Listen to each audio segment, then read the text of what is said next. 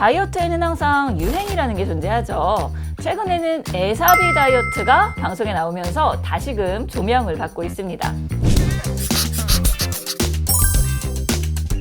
안녕하세요. 알려주고 싶은 야기야기 알약입니다. 에사비는 애플 사이다 비니거의 줄임말로 우리말로는 사과 발효 식초라고 할 수 있는데요. 식초의 일종으로 사과를 갈아 첨가물 없이 그대로 자연 발효해 만든 것입니다. 그럼 우리가 요리할 때 쓰는 사과 식초랑 뭐가 다른 거지? 궁금하시죠? 애플 사이다 비니거는 사과 100%를 원재료로 해서 1차 발효를 해서 알코올을 만들고 다시 2차 발효를 해서 식초로 만든 것이고, 일반적인 사과 식초는 주정 식초로 식초를 빨리 만들기 위해 이미 만들어진 에탄올, 즉 주정을 발효시켜 만든 것으로 알코올 발효를 생략하여 만드는 식초를 말합니다. 두 번의 발효를 통해 천천히 만들어지는 에사비가 낯설게 느껴지실 수도 있는데요. 포도를 와인으로 숙성시킨 후 다시 와인을 발효해서 만드는 발사믹 식초는 다들 빵에 찍어 먹어본 적 있잖아요. 발사믹 식초처럼 과일을 원재료로 해서 천천히 발효시킨 것이 에사비라고 기억하시면 쉬울 것 같습니다.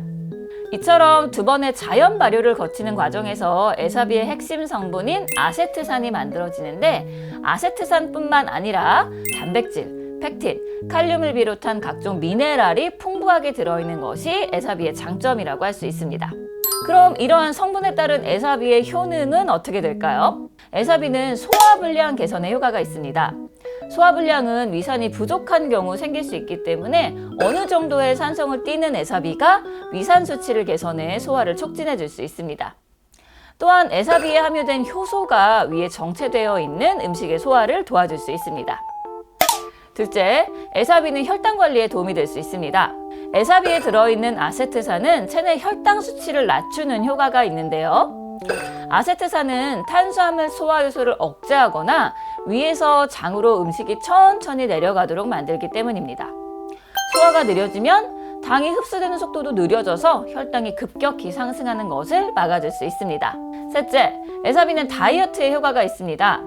사과가 자연 발효를 거치며 만들어진 아세트산은 지방 합성을 억제하고 지방 연소를 촉진합니다. 지방량을 줄이는 데 도움을 주기 때문에 당연히 체중 감소에 효과가 있습니다. 이뿐만 아니라 아세트산은 탄수화물 소화 효소를 억제하거나 위에서 장으로 음식이 천천히 내려가도록 하기 때문에 포만감을 오래 지속시켜주고 탄수화물의 당 흡수를 억제해 칼로리 섭취량을 줄이는 데 도움을 줄 수 있습니다. 하지만 에사비만 마신다고 해서 살이 쭉쭉 빠지는 건 당연히 아니겠죠. 앞서 말씀드린 여러 가지 효과로 인해 다이어트에 도움이 될 수도 있다. 하지만 효과가 크지 않을 수도 있다라는 의미 정도로만 이해하시고 드시면 좋을 것 같습니다. 그리고 에사비를 드실 때는 반드시 물 또는 탄산수에 희석을 하거나 음식과 함께 섭취를 하셔야 합니다. 식초원액을 그대로 마시면 절대 안 되는데요. 식초는 산성물질이어서 치아를 부식시킬 수도 있고 식도나 위 점막에 손상을 줄 수 있기 때문입니다.